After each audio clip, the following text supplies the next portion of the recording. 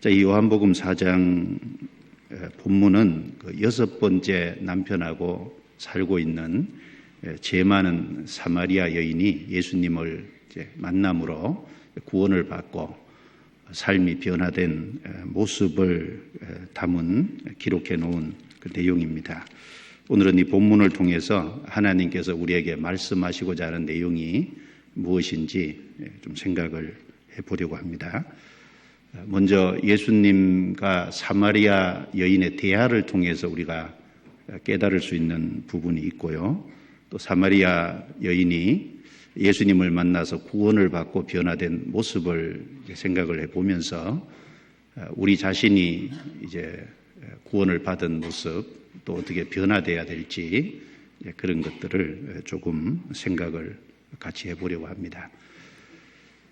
이 사마리아 여자가 살고 있던 그 사마리아 지역을 조금 배경 설명을 드리면 구약 열왕기하 그 17장에 보면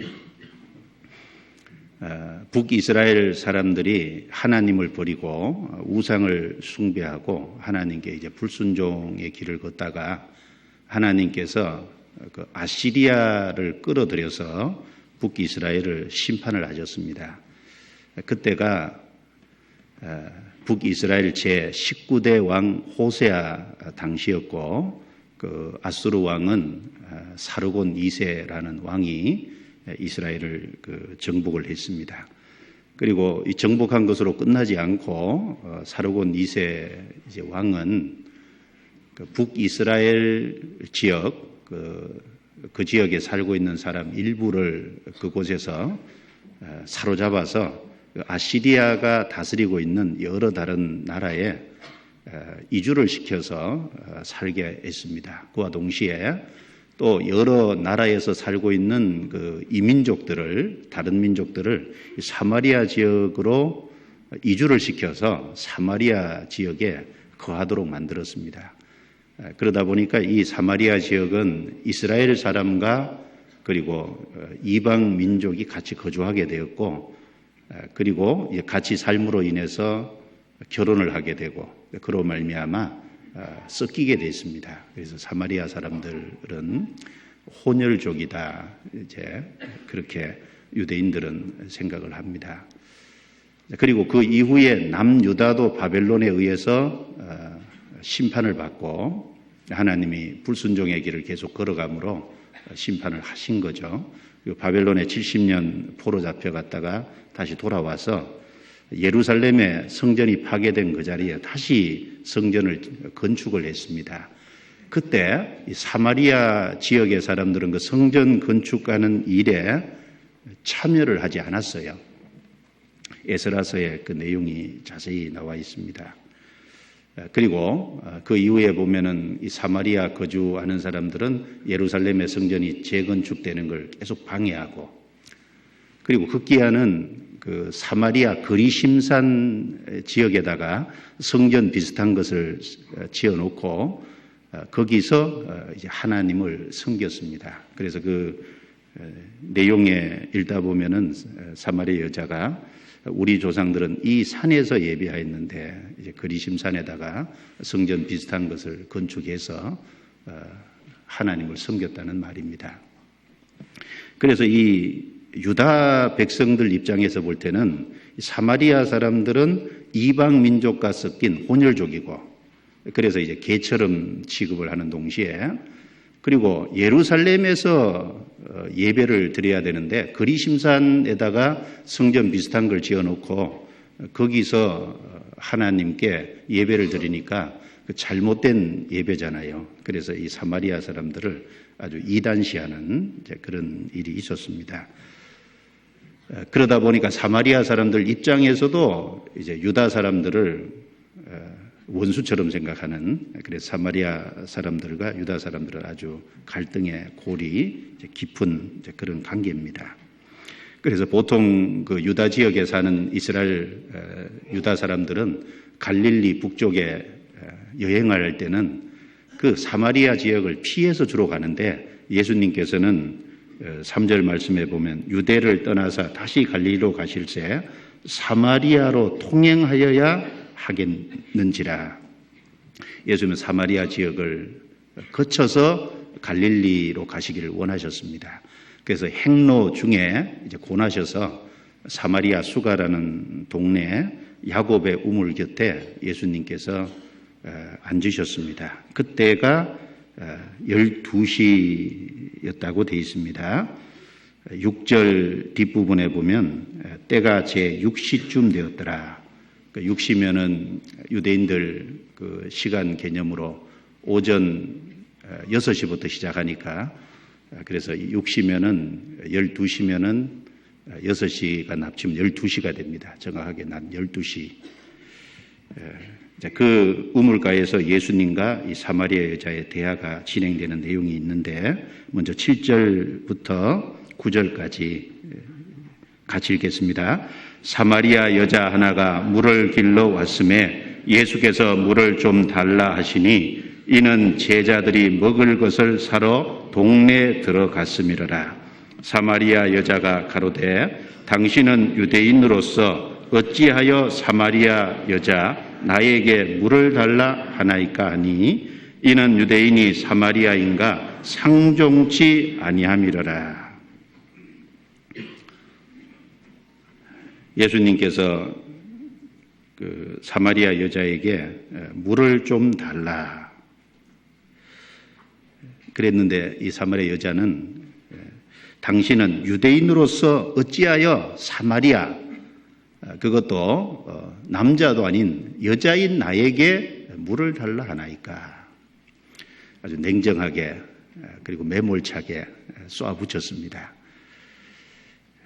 나그네가 우물 곁에서 목이 말라서 갈증을 일으켜서 물을 깃는 여인이 있다면은 물 좀 달라 하는 것이 그 당연한 이야기일 거고, 그리고 또 물을 길는 여인은 그 물을 좀 달라고 하는 그 나그네에게 물을 한 잔 떠주는 것은 어쩌면은 그것이 인간의 도리일 겁니다. 그런데 이 사마리아 여자는 그 마음에 예수님에게 물을 한 잔 떠드리지 못하는 아주 매몰차게 또 냉정하게 거절하는 아주 사막같이 메마른 그런 마음을 소유하고 있는 여자였습니다. 자, 여기서 우리가 이제 물을 좀 달라. 예수님이 사마리아 여자에게 물을 좀 달라. 이 물을 좀 달라. 이 말씀을 좀 깊이 생각을 해볼 필요가 있겠습니다.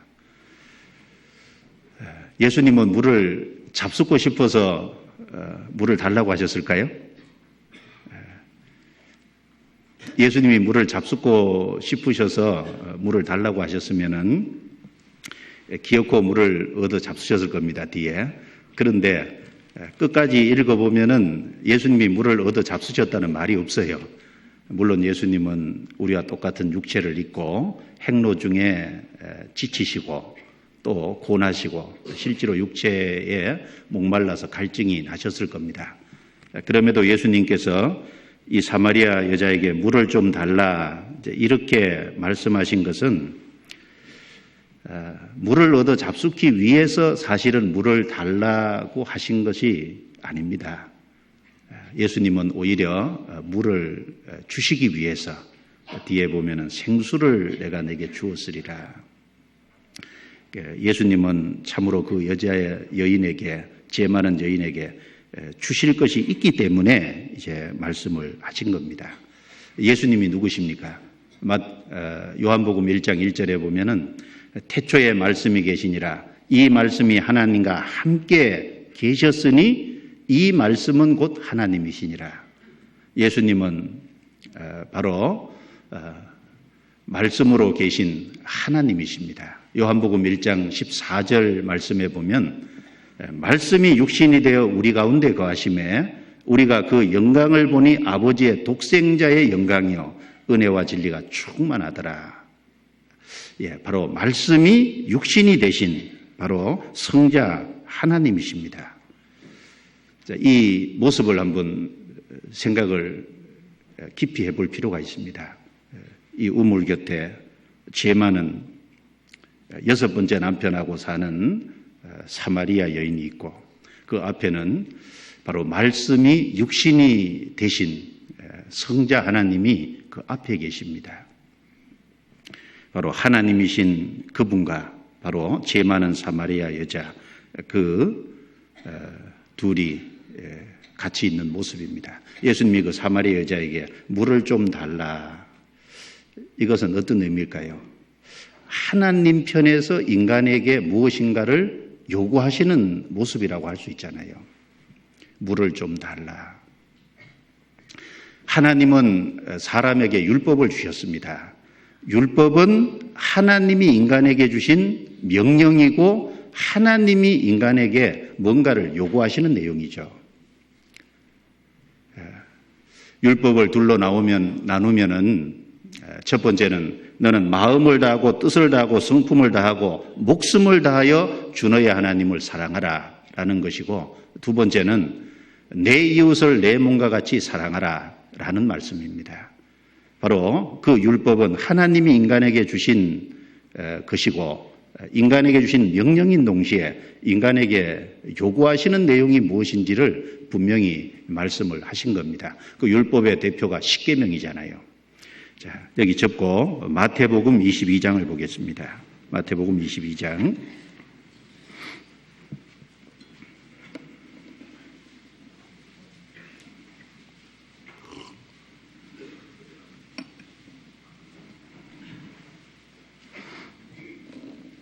신약성경 마태복음 22장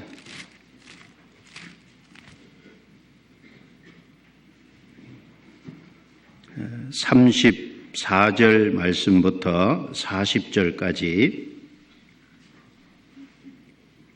같이 읽겠습니다. 예수께서 사두개인들로 대답할 수 없게 하셨다함을 바리새인들이 듣고 모였는데, 그 중에 한 율법사가 예수를 시험하여 묻되 선생님이여 율법 중에 어느 계명이 크니까? 예수께서 가라사대 내 마음을 다하고 목숨을 다하고 뜻을 다하여 주 너의 하나님을 사랑하라 하셨으니 이것이 크고 첫째 되는 계명이요 둘째는 그와 같으니 내 이웃을 내 몸과 같이 사랑하라 하셨으니 이 두 계명이 온 율법과 선지자의 강령이니라. 이 두 계명이 온 율법과 선지자의 강령이니라. 이 중요한 가르침이라는 겁니다. 구약을 한마디로 얘기하면 율법과 선지자의 말씀이죠. 모세오경은 모세를 통해서 주신 말씀이고 나머지는 선지자를 통해서 주신 말씀. 자, 그 구약의 가장 중요한 가르침은 바로 하나님을 사랑하고 이웃을 사랑하라라는 그 하나님의 명령이고 바로 그 하나님이 인간에게 요구하시는 겁니다. 그런데 문제는 인간은 그 하나님을 사랑하지 못하잖아요. 에덴 동산에서 하나님께서 선악을 알게 하는 나무 실과를 만들어 놓고 선악을 알게 하는 나무 실과를 먹지 말라, 즉 선악과를 먹지 말라, 먹는 날에는 정령 죽으리라 라고 말씀하셨습니다. 무슨 선악과에 독이 있어서 죽는다는 것을 말씀하신 것이 아니죠. 바로 그 모든 것을 만드신 분이 하나님이고 모든 것이 만드신 하나님께서 나머지 모든 것은 자유롭게 먹지만 선악과만은 먹지 말라. 그 말씀은 참으로 하나님을 사랑하시는지를 시험해 본 겁니다. 그런데 아담 하와는 그 마귀의 시험에 빠져서 그 하나님의 말씀에 불순종했어요. 하와가 먼저 넘어졌고 그리고 하와가 먹고 그 선악과를 아담에게 주니 아담도 그것을 먹었습니다. 하나님을 사랑해야 될 인간이 하나님 말씀보다는 마귀의 말을 들은 꼴이 되잖아요. 그리고 하나님과의 그 관계가 끊어짐으로 말미암아 하나님과의 그 사랑의 관계가 깨어짐으로 말미암아 사람과의 관계도 깨졌습니다.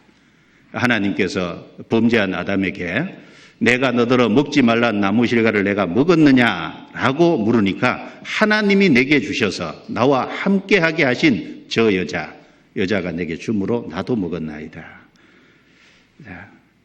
내 책임은 별로 없고 첫 번째 책임은 여자고 그리고 그 배후에 거슬러 올라가면 하나님이 주셔서 나와 함께하게 하신 여자니까 하나님 책임도 있고 그래서 하나님과의 관계가 깨짐으로 말미암아 사람과의 관계도 결국은 깨졌습니다. 그 아담 하와의 후손으로 태어난 모든 인간은 하나님을 진정한 의미에서 사랑할 수도 없고 무엇보다도 마음을 다하고 뜻을 다하고 목숨을 다하고 성품을 다해서 하나님을 살아가는 것은 불가능합니다.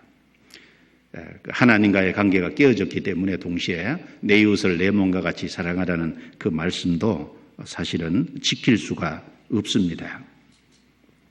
오히려 사람은 그 하나님 앞에 범죄해서 그 죄를 지음으로 말미암아 하나님을 떠나고 하나님을 괴로우시게 했습니다.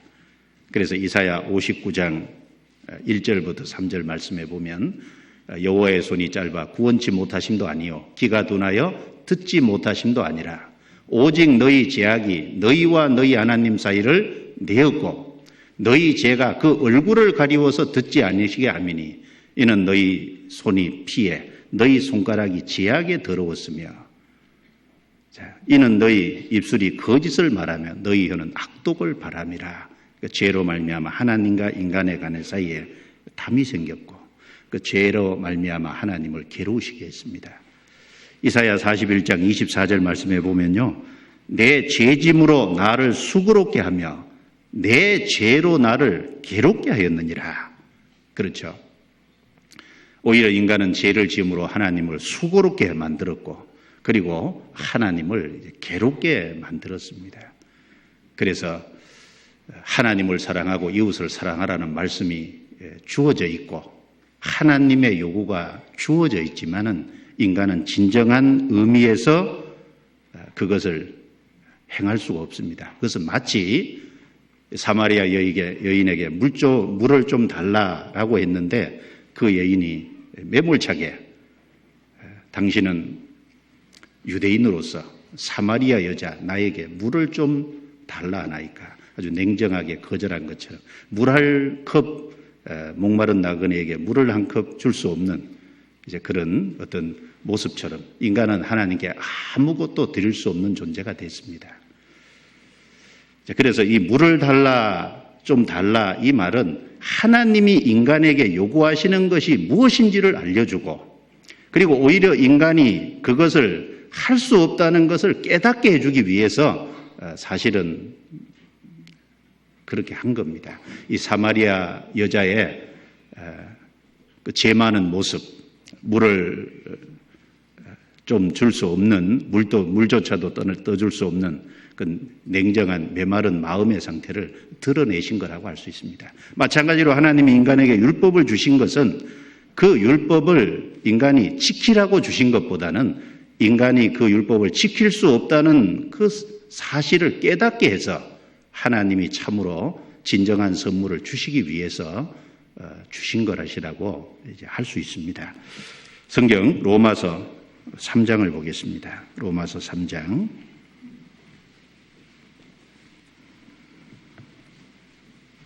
19절 20절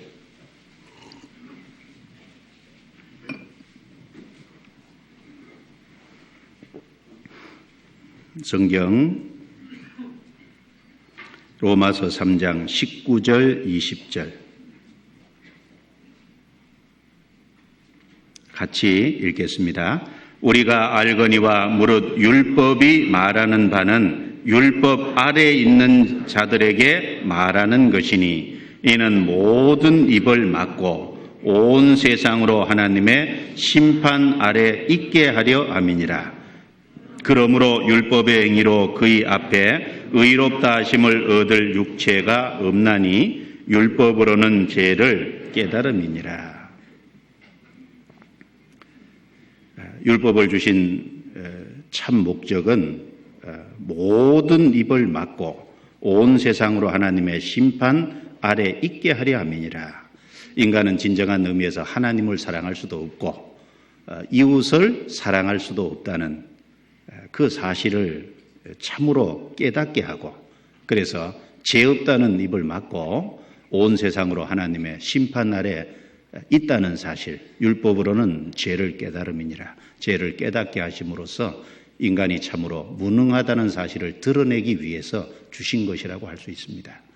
사마리아에게 여자에게 물을 좀 달라 얻어 잡수기 위해서 하신 말씀이 아니라 그 사마리아 여인의 어떤 그 무능한 상태를, 그 마음의 어떤 메마른 상태를 드러내기 위해서, 그래서 진정한 하나님의 선물을 주시기 위해서 그렇게 말씀하셨던 것처럼 율법을 인간에게 주신 것도 참으로 그걸 통해서 하나님께 오라는 것보다는 인간의 무능을 드러내시고 진정한 하나님의 선물을 주시기 위해서 그것을 주셨다는 것을 동일하게 비교해서 우리는 좀 생각을 해 볼 수 있겠습니다. 그래서 진정한 하나님의 선물은 바로 예수 그리스도 자신이죠. 냉정하게 거절하는 그 여인에게 예수님께서 내게 물을 좀 달라 하는 이가 또 하나님의 선물을 네가 알았다면 내가 그에게 고하였을 것이요 그가 내게 생수를 주었으리라 라고 하시는 말씀을 보면 바로 그 하나님의 선물을 주시기 위해서 그렇게 하셨다는 것을 이제 알 수 있습니다. 요한복음 3장 16절 말씀에 하나님이 세상을 이처럼 사랑하사 독생자를 주셨으니 그 독생자를 참으로 받기 위해서는 자기가 죄인이라는 것, 무능한 자라는, 하나님을 참으로 사랑할 수 없는, 이웃을 사랑할 수 없는 존재라는 것을 참으로 알아야 되기 때문에 그것을 주신 겁니다. 그래서 에베소서 2장 8절 9절 말씀에도 너희가 그 은혜를 인하여 믿음으로 말미암아 구원을 얻었나니 이것이 너희에게서 난 것이 아니요 하나님의 선물이라.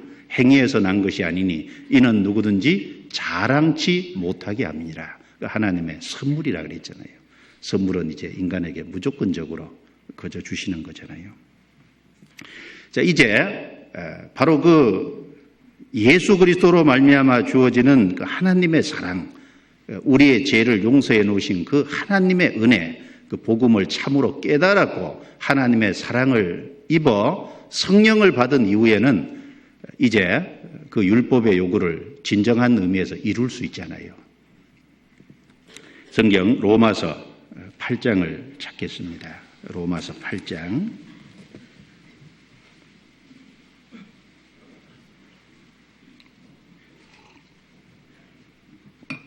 3절 4절 같이 읽겠습니다. 율법이 육신으로 말미암아 연약하여 할 수 없는 그것을 하나님은 하시나니 곧 죄를 인하여 자기 아들을 죄 있는 육신의 모양으로 보내어 육신의 죄를 정하사 육신을 좇지 않고 그 영을 좇아 행하는 우리에게 율법의 요구를 이루어지게 하려 하심이니라. 율법의 요구를 이루어지게 하려 하심이라. 율법의 요구가 사랑이잖아요. 하나님께 대한 사랑, 이웃에 대한 사랑. 그런데 그 율법의 요구가 우리가 구원받기 전에는 이루어질 수 없다는 겁니다. 왜냐하면 우리 육신이 연약하기 때문에 할 수 없다고 말씀합니다. 3절에 율법이 육신으로 말미암아 연약하여 할 수 없는 그것을, 그죠? 율법 자체는 문제가 없는데 육신이 연약하여 할 수 없습니다. 우리는 아담의 불순종으로 말미암아 아담 안에서 날 때부터 죄인으로 났습니다. 타락된 기질이 우리 속에 있고 우리 속에 우리 마음은 메마릅니다. 마치 물을 좀 달라고 하는 그 나그네에게 물 한 컵도 줄 수 없는 그 메마른 사마리아 여인의 그 마음처럼 구원받기 전에 우리의 마음의 상태가 꼭 그와 같을 겁니다. 그런데 할 수 없는 그것을 하나님은 하시나니 하나님이 하시는 방법은 곧 죄를 인하여 자기 아들을 죄 있는 육신의 모양으로 보내어 육신의 죄를 정하사 바로 예수 그리스도를 보내셔서 예수 그리스도의 몸에 우리의 모든 죄를 짊어지우시고 바로 예수님이 우리를 대신해서 십자가에서 형벌을 받고 심판을 받음으로 우리 죄를 다 해결해 놓으셨습니다. 이제 우리가 구원받을 수 있는 복음을 완성하시고 그 복음이 전해지고 그 복음이 전해지는 가운데 그 성령께서 그 복음을 깨닫게 하십니다. 그 복음은 바로 하나님의 사랑입니다. 바로 그 하나님의 사랑을 깨달을 때 성령이 우리 속에 오셔서 이제 성령께서 우리 속에 계심으로 말미암아 그 율법의 요구인 하나님의 사랑이 남은 생애 동안 이루어져 가도록 하시는 것이 하나님이 하시는 바로 그 일입니다. 그래서 진정한 의미에서는 하나님을 참으로 사랑하는, 이웃을 참으로 사랑하는 그것은 구원을 받아서 성령을 받기 전에는 불가능하다는 겁니다. 구원을 받아서 참으로 성령이 그 속에 내주하실 때 진정한 의미에서 우리는 하나님께 사랑을 받았기 때문에 사랑할 수 있고 또 하나님과의 올바른 관계가 이루어지므로 하나님의 도움으로 또 이웃도 사랑할 수 있는 사람이라는 것을 말씀합니다. 하나님은 바로 그 그리스도를 통해서 그 율법의 요구가 이루어지도록 그렇게 해 가십니다. 그래서 그 요한복음 13장 34절에 예수님께서 새 계명을 너희에게 주노니 내가 너희를 사랑한 것 같이 너희도 서로 사랑하라. 새 계명이라고 하셨어요. 사실 율법도 보면 사랑하라라는 말씀이잖아요. 근데 율법은 사랑하라는 계명은 있지만 아직 사랑은 못 받았잖아요. 근데 이제 우리를 사랑을 깨닫게 하시고 그 사랑을 받았기 때문에 이제 사랑할 수 있도록 만들어 놓으신 겁니다. 내가 너희를 사랑한 것 같이, 우리가 자주 듣죠. 사랑한 것 같이 사랑을 받았기 때문에 이제 다른 사람을 또 사랑할 수 있게 된 겁니다. 성경 베드로 후서 1장. 그래서 우리의 그 집으로 말하면요, 기초가 믿음이에요. 제일 위에 지붕이 사랑입니다. 베드로 후서 1장.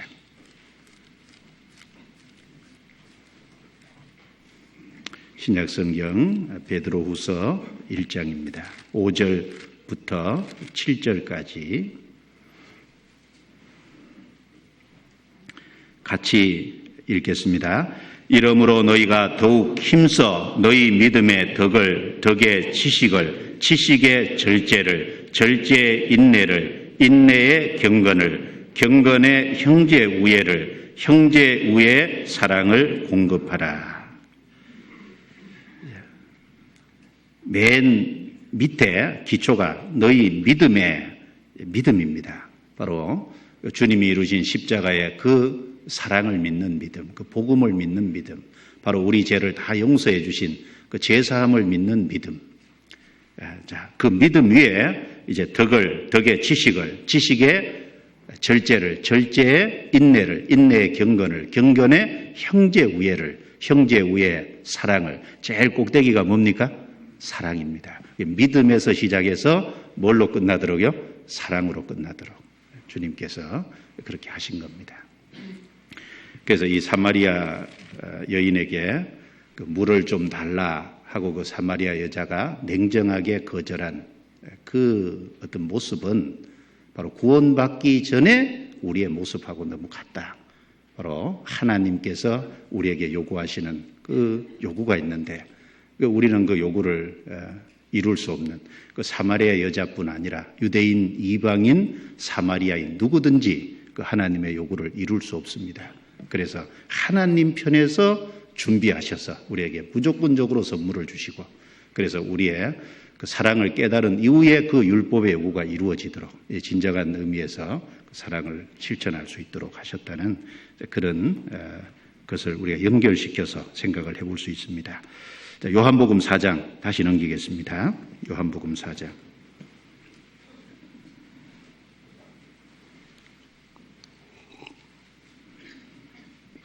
10절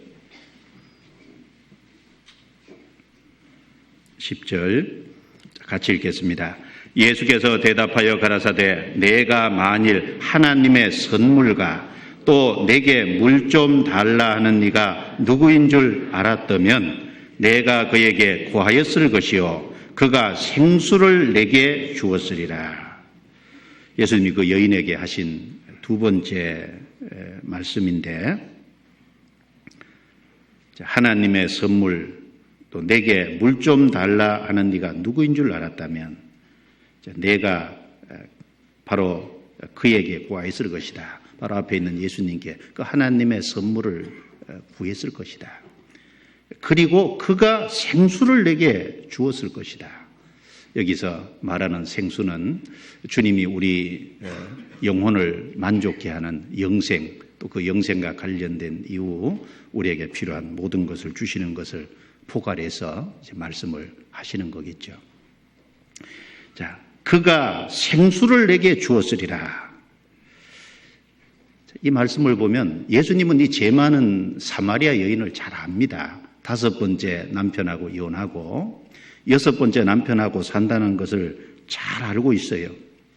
그럼에도 불구하고 예수님은 그 여인에게 기꺼이 생수를 내게 주었으리라. 그 여인에 기꺼이 은혜를 베풀고 기꺼이 그 여인을 구원해 주시기를 진심으로 원했습니다. 그 여인의 죄를 해결해 주시고 그 여인을 심판과 멸망의 자리에서 건져 주시기를 진심으로 원했습니다. 하나님의 마음이 그렇습니다. 이 세상 아무리 죄를 많이 짓고 아무리 타락돼 있어도 하나님은 그 타락된 사람이 심판을 받아 지옥 가는 것을 원치 않습니다. 그런 자에게도 기꺼이 하나님은 자신의 은혜를 베푸시기를 원하고 구원의 은혜를 허락하시기를 하나님은 원하십니다. 에스겔 33장 11절 말씀에 보면 주 여호와의 말씀에 나의 삶을 두고 맹세하노니 나는 악인의 죽는 것을 기뻐하지 아니하고 악인이 그 길에서 떠나서 사는 것을 기뻐하노라. 이스라엘 족속아 돌이키고 돌이키라. 어찌하여 죽고자 하느냐. 그 말씀이 기록이 되어 있는데 그 에스겔을 통해서 에스겔 33장 11절 말씀을 주실 때 이스라엘 백성은 가장 타락되어 있던 시기였습니다. 가장 죄 많은 바로 바벨론에 의해서 나라가 멸망하기 전에 가장 극도의 타락의 길을 걷고 있을 때 하나님은 그들을 향해서 나는 악인이 죽는 것을 기뻐하지 않는다. 악인이 그 길에서 떠나서 돌이켜 사는 것을 기뻐한다. 돌이키고 돌이키라. 어찌 죽고자 하느냐. 그 말씀을 보면은 아무리 죄 많은 사람이랄지라도 아무리 악을 많이 행했을지라도 하나님은 그 사람이 돌이키고 진정한 의미에 떠나서 사는 것을 원합니다. 죄 많은 사마리아 여자에게 예수님이 그가 생수를 내게 주었으리라. 그걸 알면서도 기꺼이 주님은 그에게 은혜를 베풀기를 원하셨던 것처럼 지금도 마찬가지죠. 성경 로마서 여기 접으시고 로마서 10장을 보겠습니다. 로마서 10장.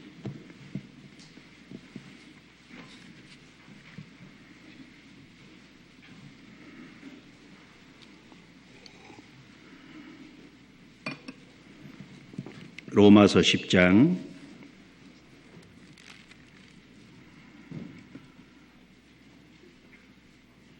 21절 말씀입니다. 같이 읽겠습니다. 이스라엘을 대하여 가라사대 순종치 아니하고 거스려 말하는 백성에게 내가 종일 내 손을 벌렸노라 하셨느니라. 자, 하나님께서 종일 내 손을 벌렸노라. 자, 그런데 대상이 누구냐 하면 순종치 아니하고 거스려 말하는 백성에게 종일 손을 벌렸대요. 순종하는 사람에게 아닙니다. 불순종의 길을 걷고 거스려 말한다는 것은 하나님의 뜻을 거스리고 하나님을 대적하는 이스라엘 백성들이죠. 그런 사람들에게 종일 손을 벌렸다. 그 말씀은 그런 사람들도 심판받아 멸망하기를 주님은 원치 않으신다는 뜻입니다. 지금도 마찬가지죠.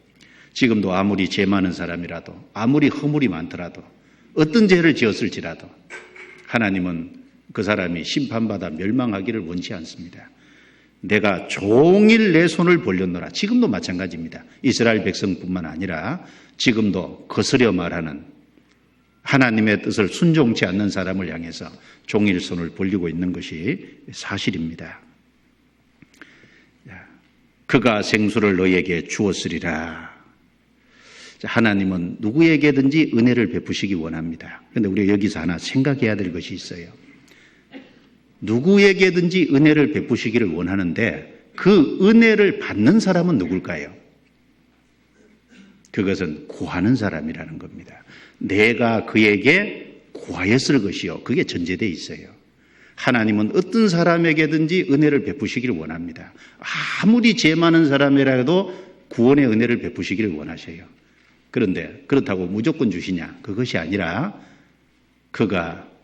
내가 그에게 구하였을 것이요. 구하는 사람에게 주시겠다고 하는 말씀을 하셨다는 겁니다. 조건은 딱 하나, 뭐죠? 구하는 사람. 그럼 구하지 않은 사람은요? 많은 사람이 왜 구원을 받지 못하느냐? 왜 많은 사람이 하나님의 은혜를 입지 못하느냐? 이유는 딱 하나입니다. 구하지 않기 때문에 그렇습니다. 그들의 죄가 많기 때문이 아니라 구하지 않기 때문에 그렇다는 사실을 깊이 생각해야 될 거예요. 내가 그에게 구하였을 것이요. 그게 조건입니다. 그가 생수를 내게 주었으리라. 구하면 주님이 생수를 주었으리라. 구해야 됩니다. 누가복음 11장 찾아보겠습니다.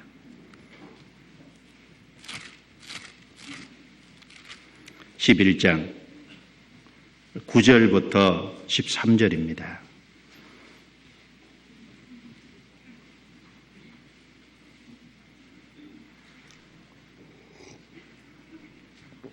(9절부터 13절) 제가 읽겠습니다. 내가 또 너희에게 이르노니 구하라 그러면 너희에게 주실 것이요 찾으라 그러면 찾을 것이요 문을 두드리라 그러면 너희에게 열릴 것이니 구하는 이마다 받을 것이요 찾는 이가 찾을 것이요 두드리는 이에게 열릴 것이니라. 너희 중에 아비 된 자 누가 아들이 생선을 달라면 생선 대신에 뱀을 주며 알을 달라면 정갈을 주겠느냐? 너희가 악할지라도 좋은 것을 자식에게 줄 줄 알거든. 하물며 같이 읽습니다. 너희 천부께서 구하는 자에게 성령을 주시지 않겠느냐 하시니라. 자, 어떤 사람에게 성령을 주시느냐? 중요한 말씀이 있죠. 구하라 그러면 주실 것이요 찾으라 그러면 찾을 것이요 문을 두드리라 그러면 너희에게 열릴 것이니라. 조건이 있잖아요. 구하는 네가 이마다 받을 것이요 구하는 이마다 그 말은 구하는 사람은 누구든지입니다. 누구든지 받을 것이요 찾는 네가 찾을 것이요 두드리는 네에게 열릴 것이니라. 구하라 찾으라 두드리라. 구하는 네가 얻습니다. 찾는 네가 찾게 됩니다. 문을 두드리는 사람에게 열리게 됩니다. 특별히 뭘 주시느냐? 13절에 구하는 자에게 성령을 주시지 않겠느냐? 성령은 우리 속에 언제 들어오십니까? 믿을 때 들어오십니다. 죄인이 참으로 자기가 이루어져 있다는 사실을 알고 참으로 그 가운데서 건진받기를 간절히 원할 때, 참으로 생수를 원할 때, 구원받기를 원할 때 주님은 그 사람에게 성령을 주십니다. 복음을 깨닫게 하시고 성령을 주셔요. 성경에 보면 구하는 사람은 다 얻었습니다. 누가복음 18장의 세리는 하나님이여 불쌍히 여기옵소서 나는 죄인이로소이다. 이 사람이 저보다 의롭다 하심을 받고 집에 내려갔느니라. 하나님께 불쌍히 여김을 받기를 참으로 원했을 때 의롭다함을 입었습니다. 그는 비록 죄 많은 세리였지만 의롭다함을 얻은 겁니다. 왜냐하면 불쌍히 여김을 받기를 간절히 원했기 때문에 그렇습니다. 누가복음 15장 탕자는 아버지를 떠났습니다. 그리고 아버지에게 받은 것을 가지고 허랑방탕에 다 허비했습니다. 죽게 되었을 때 이에 일어나서 아버지께로 돌아가니라. 아버지께로 돌아갔을 때 아버지께로 돌아가는 그게 구하는 거잖아요. 아버지를 떠나면은 결국 죽을 수밖에 없다는 자신의 사실을 인정하고 거기 일어나서 아버지께로 돌아갔을 때 그게 구하는 모습입니다. 아버지가 먼저 봤습니다. 그래서 나가서 을사 안으면서 신발을 내어다 신기고 손에 가락지를 끼고 좋은 옷을 내어다 입히고 살찐 송아지를 잡고 잔치를 했습니다. 그리고 예수님 옆에 달려 죽은 강도, 그는 평생 죄를 많이 지은 사람입니다. 그러나 그도 예수님께 구했습니다. 하나님이 살아계시다는 걸 참으로 알고 하나님 앞에 두려움을 갖고 자기 죄를 인정했습니다. 그럴 뿐 아니라 예수님께 자비를 구했어요. 예수여, 당신의 나라에 임하실 때 나를 생각하소서 구했잖아요. 비록 염치 없지만 바로 당신의 나라에 임하실 때 나를 좀 생각해, 조금만 생각해 주시면은 내가 낙원으로 들어갈 수 있는데, 그런 주님께 구했습니다. 마가복음 10장의 소경거지 바디메오도 예수님이 지나가신다는 소식을 듣고 기다리다가 다윗의 자손이여 나를 불쌍히 여기소서, 그런 고침을 받았습니다. 마태복음 15장에 수로보니게 지역에 사는 여인이 있었습니다. 그는 그 딸이 흉악기 귀신이 들렸어요. 예수님이 가신다는 소리를 듣고 예수님을 만나서 예수님에게 부탁했습니다. 주 다윗의 자손이여 나를 불쌍히 여겨소서, 내 딸이 흉악히 귀신 들렸나이다. 그런데 예수님이 아무 대답도 안 하셨어요. 옆에 있는 제자들이 보다 못해서 고쳐서 좀 보내시죠. 나는 이스라엘에 이뤄진 자 외에는 다른 데 사람에게로 보냄을 받지 않았다. 예수님이 그 여인을 처음에 모른 척했습니다. 예수님은 모른 척해도 그 여인은 끝까지 예수님을 쭉 따라왔죠. 주여 저를 도우소서. 자녀의 떡을 취하여 개들에게 던짐이 마땅치 않다. 그 정도 되면은 가버릴 만한데, 그런데 그 여인은 가지 않았잖아요. 옳소이다. 그러나 개들도 제 주인의 상에서 떨어지는 부스러기를 먹나이다. 내 믿음이 크도다. 끝까지 예수님께 구했기 때문에 그는 딸이 나음을 입었습니다. 성경에 예수님을 만났던 사람 중에 간절히 구한 사람은 다 예수님에게로 원하던 것을 얻었습니다. 그것은 영혼이 구원받을 것에 대한 하나의 모형이고 그림자들이잖아요. 예수님은 누구든지 구하는 자에게 주십니다. 이 세상에 많은 사람들이 구원받지 못하는 이유, 하나님의 은혜를 받지 못하는 이유, 하나님의 선물을 받지 못하는 이유가 있다면 그것은 다 하나입니다. 구하지 않기 때문에 그런 거예요. 내가 그에게 구하였을 것이요 그가 생수를 내게 주었으리라. 주님이 생수를 주시는 그 조건은 그가 내게 구하였을 것이요 구하는 자에게는 반드시 준다는 겁니다. 그럴 뿐 아니라 구원받은 이후에 우리의 삶도 마찬가지입니다. 우리의 삶도 구하지 않아서 받지 못하는 것이 많이 있다고 생각 안 하세요? 구하지 않아서. 여기 구하는 자에게 성령을 주시지 않겠느냐 그랬는데 우리는 구원받을 때 성령을 받은 사람입니다. 그 이후에 이제 성령께서 우리와 함께 하시는 동시에 성령의 역사로 말미암아 나타나는 일이 있잖아요. 그 성령의 역사를 위해서 우리도 구해야 되잖아요. 야고보서 4장 2절부터 3절에 보면 얻지 못하면 구하지 아니하이며 구하여도 받지 못하면 정욕으로 쓰려고 잘못 구함이라. 얻지 못하면 구하지 않기 때문이다. 우리가 구하지 않아서 우리에게 주시기를 원하시는 것이 있는데 못 받는 것이 꽤 많을 거예요. 야고보서 1장 5절부터 8절에 보면 너희 중에 누구든지 지혜가 부족하거든 모든 사람에게 후히 주시고 꾸짖지 아니하시는 하나님께 구하라. 그리하면 주시리라. 모든 사람에게 후히 주신대요. 후히 주신다는 말은 아주 넉넉히 주신다는 거죠. 그리고 구한다고 꾸짖지 아니하신대요. 구하는 그것에 대해서 왜 그것을 구하느냐고 꾸짖지 않으신답니다. 하나님께 구하라. 그리하면 주시리라. 때로는요, 조금 타이밍을 둬서 좀 늦게 주실 수는 있겠죠. 그러나 반드시 하나님의 뜻에 맞는 것을 구하면 하나님은 주신다고 약속을 하셨습니다. 그런데 우리 마음속에 정말 그것을 간절히 구하고자 하는, 갈망하는 그런 마음들이 정말 있느냐는 겁니다. 누가복음 18장에 불의한 재판관, 하나님을 두려워하지 아니하고 사람을 무시하는 그 불의한 재판관에게요, 과부가 날마다 찾아가서 자기의 어떤 원한을 갚아주기를 부탁을 하잖아요. 그런데 그 불의한 재판관이 나중에 얘기하기를 내가 하나님을 두려워 아니하고 사람을 무시하지만 저 인이 날마다 나를 번거롭게 하니 내가 들어주리라.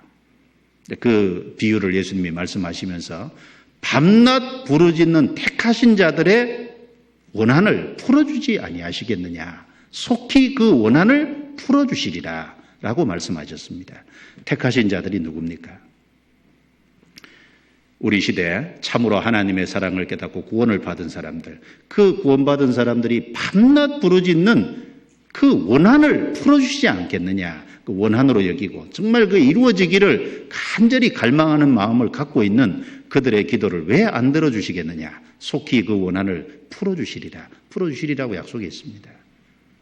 우리는 구해야 될 겁니다. 우리 개인의 신앙의 성장을 위해서도 구해야 되고 하나님의 말씀을 더 주시기를 위해서도 구해야 되고 하나님의 뜻이 무엇인지를 알기를 위해서도 구해야 되겠죠.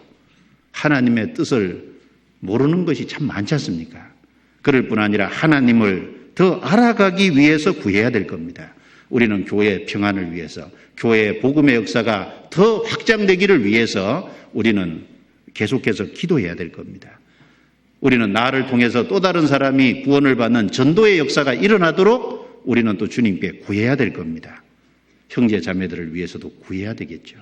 우린 구해야 될 것이 많습니다. 많은데 안 구하고 산다는 거예요. 그래서 구원받은 이후에도요, 구하지 않기 때문에 못 받는 것이 많아요. 하나님은 우리에게 무엇이 필요한지 알지만 하나님은 구할 때까지 기다리실 겁니다. 그리고 간절히 구하는 것을 보시고 주실 거예요. 그래야 참으로 구하는 것을 받을 때 감사가 있잖아요. 맞죠? 자녀 기르면서도 자녀가 구하지 않은데도 덥석덥석 주면요, 고마운지 모른다고요. 그런데 하나님 앞에도 마찬가지죠. 하나님이 우리 구하지도 않은데 그냥 주시면 뭘 주셨는지도 모르고 지나가요. 그런데 간절히 구하는 것을 주시면 그게 더딜수록요, 이루어졌을 때요, 그 감사가 크다고요. 그렇죠? 그리고 그 기도를 응답해 주신 것을 위해서요, 하나님께 또 감사하고 찬양할 수 있습니다. 그래서 예수님이 이 사마리아 여자에게 하신 말씀 두 번째, 내가 그에게 구하였을 것이요 그가 생수를 내게 주었으리라. 이 구원받기 전에도 구원을 위해서 간절히 구해야 되고 그래야만 구원해 주십니다. 많은 사람들이 주님 앞에 마지막 심판대 앞에 섰을 때 왜 구원받지 못했는지 알게 될 겁니다. 그것은 바로 구하지 않아서 얻지 못했구나. 그걸 알게 될 겁니다. 그리고 구원받은 이후에도 우리는 계속해서 구해야 될 것이 있다는 것을 생각해야 될 거예요. 구하는 자에게 주님이 주십니다. 요한복음 4장 다시 넘기겠습니다.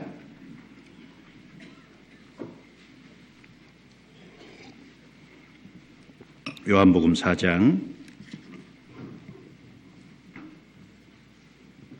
11절 여자가 가로되 주여 물기를 그릇도 없고 이 우물은 깊은데 어디서 이 생수를 얻겠습나이까.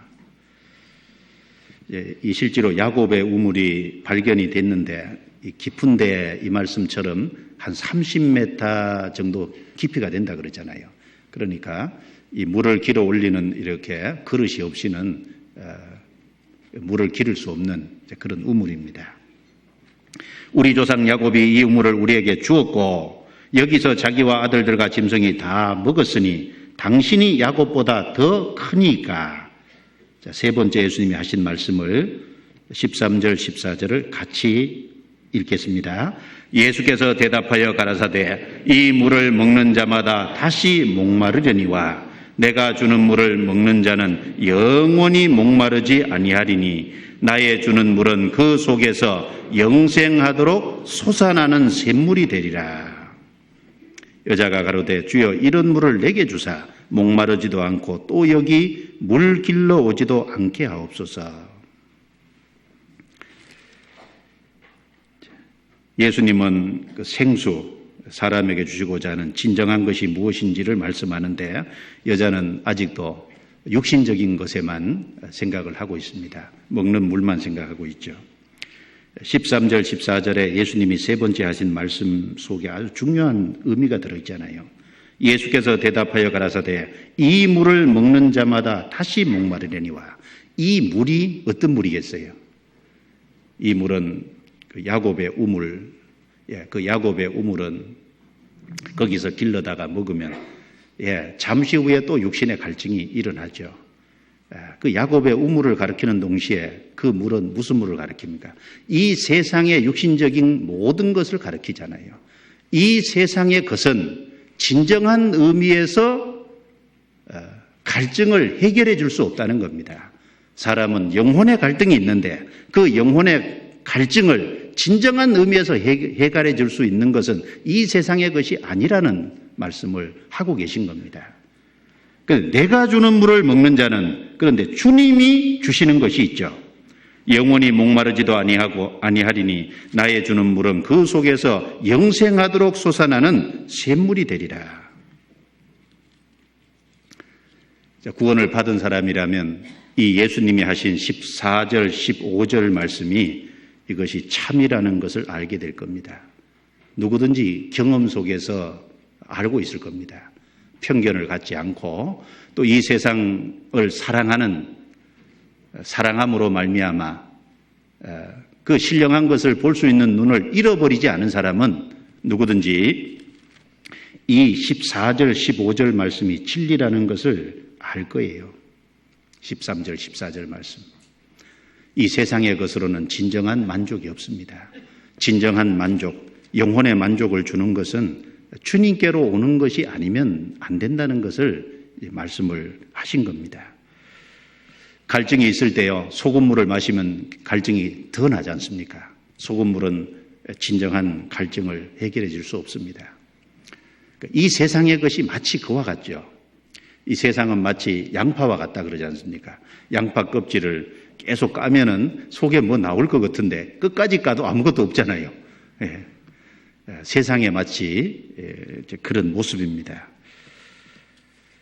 세상에 있는 재물, 지위, 신분, 권력, 학식, 이 세상의 어떤 쾌락, 그 모든 것은 일시적인 만족을 줄 수는 있을 겁니다. 그러나 다시 목마른다는 말씀처럼 진정한 영혼의 해결을 시켜줄 수는 없을 겁니다. 영혼의 목마름을 해결해 줄 수는 없겠죠. 그래서 전도서 1장 2절, 3절 말씀에 보면은 헛되고 헛되며 헛되고 헛되니 모든 것이 헛되도다. 5번이나 헛되다고 말했습니다. 전도서 1장 18절 말씀에는 지혜가 많으면 번뇌도 많으니 지식을 더하는 자는 근심을 더하느니라. 사람은 많이 배우면 뭔가 만족이 있을 것 같은데 지혜가 많으면 번뇌도 많으니 지식을 더하는 자는 근심을 더하느냐. 그게 사실입니다. 사실 아무것도 모르는 사람이 제일 변할 수도 있어요. 다른 사람이 보면 답답해서 그렇지. 스스로는 아무것도 모르니까 오히려 더 편할 수 있습니다. 전도서 5장 10절부터 11절 말씀에는 은을 사랑하는 자는 은으로 만족함이 없고 풍부를 사랑하는 자는 소득으로 만족함이 없나니 이것도 헛되도다. 재산이 더하면 먹는 자도 더하나니 소유주가 눈으로 보는 것 외에 무엇이 유익하랴. 이거 사실입니다. 스위스의 80세 산 한 노인이 자기 80년 인생을 시간 계산을 했다 그러잖아요. 거기 보면 잠자는데 26년, 노동하는데 21년, 텔레비전 앞에서 7년, 텔레비전 앞에 많이 있잖아요. 그리고 남의 약속을 안 지켜서 기다리는데 5년, 불안하게 혼자 낭비한 시간이 5년, 그리고요, 화내는데 2년, 화는 많이 내시죠? 화내는 시간 2년. 그리고 세수하는데 18일, 넥타이 매는데 12일, 아이들과 노는데 26일, 담뱃불 붙이는데 12일, 뭐 이렇게 자세히 계산을 했어요. 그리고 하루에 10번 웃으면요, 그게 5분 정도 된대요. 그래서 80년생에 하루에 5분 정도 웃으면 그게 한 80 며칠이 된다 그러네요.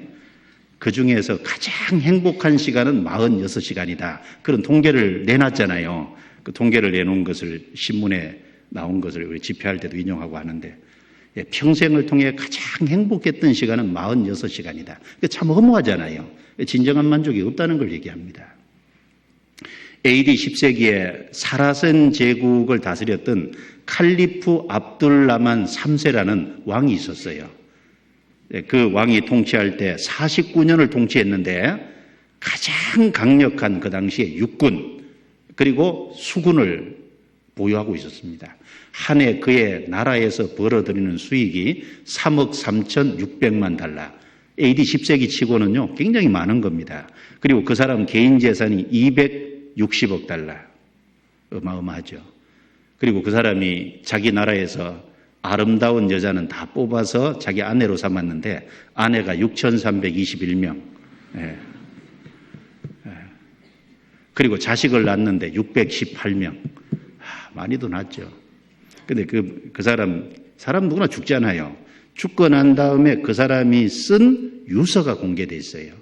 근데 그 유서에 많은 내용이 있는데 그 중에 한 대목이 자기가 49년 통치하면서 가장 행복했다고 느낀 것은 14일이었다. 그게 유서 속에 나와 있어요. 49년을 절대 권력을 휘두르면서 자기 하고 싶은 대로 다 했는데 행복을 느낀 것은 14일밖에 안 된대요. 참 허무하죠. 예. 그러니까요, 다 안 얻었어도 허무한 건 마찬가지입니다. 아시겠죠? 그러니까 다 얻으려고 하지 마세요. 예. 자꾸 욕심 부릴 필요 없습니다. 예. 이 물을 먹는 자마다 다시 목마르려니와 그건 사실이에요. 내가 주는 물을 먹는 자는 영원히 목마르지 아니하리니 그렇습니다. 우리가 주님께로 올 때 비로소 제사함을 받습니다. 주님께로 올 때 심판과 멸망의 자리에서 건짐받습니다. 주님께로 올 때 우리가 정말 영원한 생명을 얻잖아요. 이 세상의 모든 것이 다 없어져도 없어지지 않을 썩지 않고 더럽지 않고 쇠하지 아니할 기업을 얻잖아요. 주님이 오실 때 우리 몸을 신령한 모습으로 변화시켜 데려가시잖아요. 우리가 육신적으로 아무것도 없어도 주님 안에는 다 있습니다. 우리가 그 주님을 얻을 때 우리가 모든 것을 실제로 가진 자가 되는 겁니다. 아무것도 없는 자 같으나 모든 것을 가진 자로다. 그 말이 사실입니다. 왜 내가 가지지 않아도 주님께 다 있어요. 그리고 주님은 이 세상을 떠날 때 그것을 우리에게 주십니다.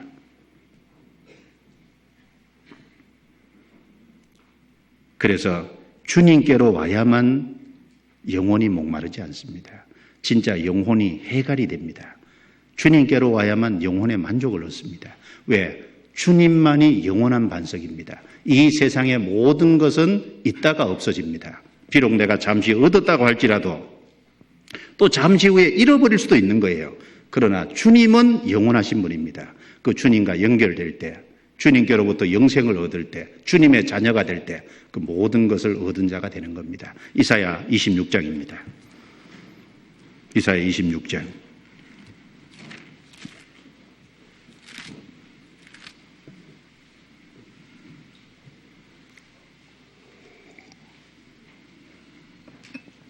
3절, 4절 같이 읽겠습니다.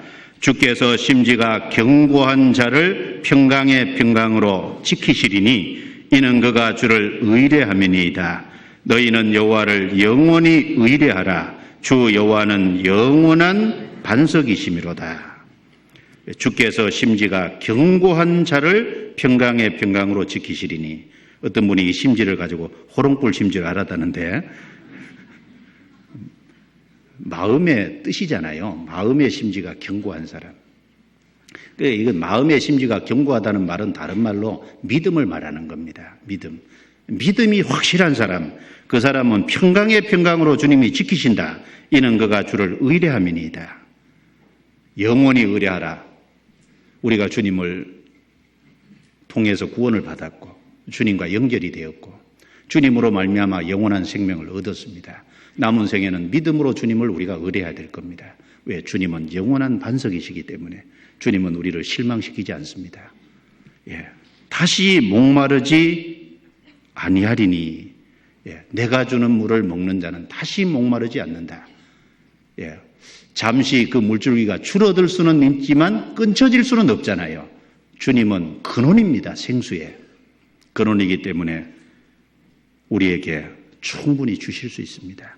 그리고 솟아나는 샘물이 되리라, 그 말씀은 흘러넘친다는 말이죠. 우물을 파서요 물을 깃는 것이 아니라 솟아나는 샘물이 되리라. 솟아나는 샘물은 흘러넘치잖아요. 흘러넘치는, 참으로 그 구원을 받음으로 인해서 그 영혼의 기쁨이 흘러넘치는, 그리고 주님께서 우리의 삶 속에 위로가 주심으로 위로가 흘러넘치는, 평강이 흘러넘치는, 그리고 주님 앞에 섰을 때 영광이 넘치는, 주님은 우리에게 넘치게 주시는 분입니다. 시편 23편 5절입니다. 시편 23편 5절.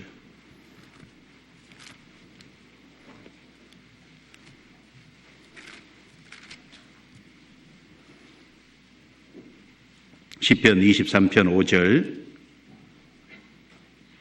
다윗은 이렇게 고백을 했습니다. 같이 읽겠습니다. 주께서 내 원수의 목전에서 내게 상을 베푸시고 기름으로 내 머리에 바르셨으니 내 잔이 넘치나이다. 자, 이 모습은 원수와 전쟁에서 승리에 이긴 이후에 원수를 딱 앞에 꿇어앉히고, 그리고 하나님이 그 상을 베푸신다는 건 이건 잔치상입니다. 잔치상을 베풀어 주셨다. 그리고 기름으로 내 머리에 바르셨으니 내 잔이 넘치나이다. 하나님은 다윗의 생애 속에 넘치게 도와주셨습니다. 다윗은 일개 목동에 불과했습니다. 그런데 하나님이 그 다윗을 왕으로 세우시고 그 다윗의 그 후손을 통해서 그리스도가 오시고 그 다윗의 가계를 튼튼하게 주님께서 세워주셨습니다. 다윗은 내 잔이 넘치나이다. 주님은 우리를 구원하시고 우리의 삶 속에 우리의 영혼의 평강이 흘러넘치게 할 뿐 아니라 우리의 삶 속에 신령한 것으로 충만히 채우실 겁니다. 문제는 넘치나이다 그랬는데 넘친다고 생각 못하는 분은 뭔가 세상에서 다른 것으로 어떤 만족하려고 하는 그런 마음이 있기 때문에 그럴 거예요. 주님 안에서 주님이 주시는 것으로 주님만으로 만족하려고 하면 주님이 그 안에 넘치도록 채워주십니다. 그런데 뭔가 그 눈이 다른 데로 돌아가고 그 눈이 세상으로 향하고 썩어질 것을 바라고 그러기 때문에 주님은 넘치게 주셨는데 그걸 몰라요.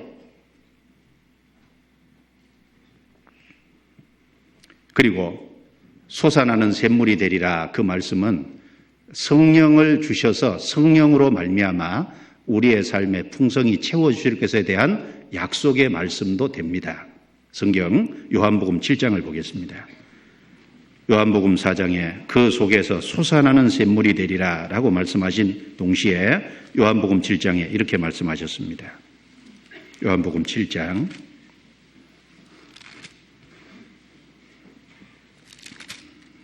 찾으셨으면 37절부터 39절입니다. 같이 읽겠습니다. 명절 끝날 곧 큰 날에 예수께서 서서 외쳐 가라사대 누구든지 목마르거든 내게로 와서 마시라. 나를 믿는 자는 성경에 이른과 같이 그 배에서 생수의 강이 흘러나리라 하시니 이는 그를 믿는 자에 받을 성령을 가르쳐 말씀하신 것이라. 예수께서 아직 영광을 받지 못하신 고로 성령이 아직 저희에게 계시지 아니하시더라. 누구든지 목마르거든 내게로 와서 마시라. 나를 믿는 자는 성경에 이른과 같이 그 배에서 생수의 강이 흘러나리라. 마치 구약 성경에 이스라엘 백성들이 애굽에서 나와서 강야를 지나갈 때 큰 바위를 쪼개서 이스라엘 200만 이상이 물이 아주 넘치도록 그 충분히 흡족에 마시게 해줬었던 것처럼 주님께서 믿는 자는 그렇게 해주시겠다고 약속했습니다. 이 믿는 자에 받을 성령을 가르쳐 말씀하셨다. 믿을 때 구원받은 사람 속에 성령께서 오십니다. 성령께서 그 속에 내주하시고 지난번에 말씀을 같이 배웠죠. 오 목사님 통해서 그 성령께서 우리의 삶 속에 풍성히 채워주시는 것이 있습니다. 그걸 이제 말씀하신 거죠. 어쨌든 이 물을 먹는 자마다 다시 목마르려니와 그건 사실입니다. 세상에서 무엇을 얻든지 그것이 지식이 됐든지 쾌락이 됐든지 명예가 됐든지 권력이 됐든지 재물이 됐든지 그것이 무엇이라도 그것은 다시 목마를 겁니다. 그 사마리아 여자가 5번째 남편하고 살아도 헤어지고 6번째 남편하고 살아도 만족이 없잖아요. 그게 이 물입니다. 그게 바로 이 세상 것을 가리키는 거예요. 내가 주는 물을 먹는 자는 영원히 목마르지 아니하리니 그 속에서 솟아나도록 솟아나는 샘물이 되리라. 그 말씀은 사실입니다. 주님께 그 답이 있습니다. 주님께로 오는 사람은 틀림없이 주님께서 그렇게 해주시겠다고 약속하셨습니다. 자, 요한복음 4장 본문을 다시 넘기겠습니다.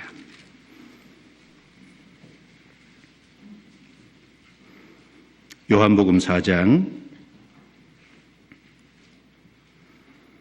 16절입니다.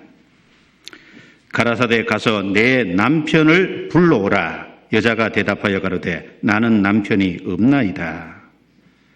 예수께서 가라사대 내가 남편이 없다 하는 말이 옳도다. 내가 남편 5이 있었으나 지금 있는 자는 내 남편이 아니니 내 말이 참되도다.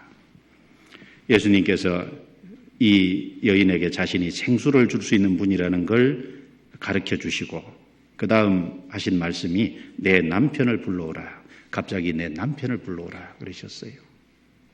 여자가 저는 남편이 없나이다. 물론 거짓말이죠. 그런데 이 여자에게 6번째 같이 살고 있는 이 남편이 진짜 마음에 들고 만족하게 해줬더라면 남편이 없다고 대답했을까요? 안 했을까요? 안 했을 거겠죠. 그 남편이 자기에게 만족을 줬더라면요, 남편이 없다고 대답 안 했을 거예요. 그 남편이 없나이다 대답했어요. 물론 거짓말인 동시에 그 여자의 마음에 그 자기 6번째 같이 살고 있는 그 남편도요, 진정한 남편이 못 된다는 사실은 양심의 고백입니다. 예수님은 그 여자에게 내 말이 옳도다. 내게 남편 5이 있었으니 지금 있는 남편이 내 남편이 아니니 지금 있는 6번째 남편도 진정한 의미에서는 내 남편이 못 된다. 그러니까 내 말이 참되도다. 자, 이 말씀은 예수님이 이 여자의 허물을, 이 여자의 죄를 드러내시는 모습입니다. 이 여자의 죄를, 이 여자의 허물을 드러내신 모습이죠. 왜 이 말씀을 하셨을까요? 구원을 받기 위해서는, 참으로 생수를 얻기 위해서는, 하나님의 은혜를 얻기 위해서는 먼저 전제돼야 될 것이 뭐냐면 자신이 죄인이라는 것을 깨달아야 됩니다. 자신이 이루어져 있다는 사실을 알아야 됩니다. 그래서 예수님은 사마리아 여인의 죄를 드러내신 거예요. 예수님이 이 말씀하실 때요, 사마리아 여자의 양심에 그 말씀이 간통을 했을 겁니다. 평생을 통해서요, 자기 자신의 모습을 제대로 본 적이 없을 거예요. 그런데 예수님이 그 말씀을 하실 때 비로소 자기 자신의 모습을 바르게 아마 볼 수 있었을 것이라고 생각을 합니다. 내가 보니 선지자로서이다. 인정을 했어요. 자기 허물이 있다는 걸 인정을 하고 했습니다. 구원을 받기 위해서는 자기 허물을 알아야 돼요. 많은 사람이 왜 구원을 못 받습니까? 자기 허물을 몰라요. 여러분, 병원에 가서 진찰을 해서 자기가 병이 걸렸다는 걸 알아야만 약을 소중하게 생각할 겁니다. 그런데 자기 병이 있다는 것을 알기 전까지는 아무리 좋은 약을 줘도요, 그건 자기에게 아무 상관이 없는 거예요. 젊은 분들에게 보약 지어줘도 별로 먹고 싶은 생각 없죠. 약이 소중한 거 몰라요. 왜? 안 아프니까. 그런데 당장 어떤 문제가 있고 병이 있는데 그 병에 식초인 약이 있다면 그분은 그 약을 소중하게 생각할 겁니다. 많은 사람이 왜 예수 그리스도를 자기의 구세주로 못 받아들이냐, 그 이유가 뭐냐, 그 말입니다. 그 이유는 자기가 죄라는 병이 있다는 걸 모르기 때문에 그래요. 자기가 오늘 죽으면 심판받고 영원히 지옥에 갈 거라는 걸 모르기 때문에 그렇습니다. 그래서 예수님은 먼저 이 여인의 죄를 드러내신 겁니다. 마태복음 19장에도 보면은 재물 많은 청년이 예수님께 나왔습니다. 예수님께 묻기를 선한 선생님이여 내가 무엇을 하여야 영생을 얻으리까? 이 재물 많은 청년은 영생을 얻고 싶은 마음이 있었어요.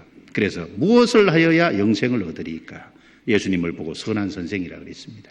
예수님이 대답하시기를 왜 나를 보고 선하다 하느냐? 선한 분은 오직 하나이시니라. 얼른 보면 그 말씀이요. 예수님이 자기를 선하지 않다고 하는 것처럼 여깁니다. 그런 말이 아닙니다. 이 재물 많은 청년이 예수님을 선한 선생 정도로 생각을 하는 거예요. 아직 하나님께로 오신 그 구세주 메시아라는 걸 몰라요. 그러니까 선한 분은 오직 하나님 한 분이시니라. 선한 분은 하나님 한 분밖에 없다. 그 말은 모든 인간은 죄가 있다 그 말입니다. 네가 영생을 얻고자 할진대 계명들을 지키라. 율법을 제시하시죠? 어느 계명에 넣으니까 살인하지 말라, 간음하지 말라, 도적질하지 말라, 거짓말하지 말라, 내 이웃을 내 몸과 같이 사랑하라 하신 것이니라. 왜 예수님이 그 계명을 얘기하셨을까요? 계명을 참으로 지켜보려고 한 사람은 자신이 그걸 못 지킨다는 걸 알 수 있어요. 그래서 그 재물 많은 청년에게 하나님이 선하신 분이라는 걸 알려주고 계명을 통해서 자신의 죄가 있다는 걸 알려주려고 하셨어요. 그런데 그 재물 많은 청년은 끝까지 자기가 죄가 있다는 걸 모른 채 예수님께 떠났습니다. 예수님 곁을.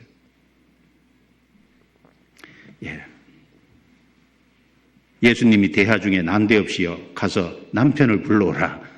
얼른 대화 보면은 얼른 내용 전개상요 엉뚱한 말을 하신 것처럼 보이잖아요.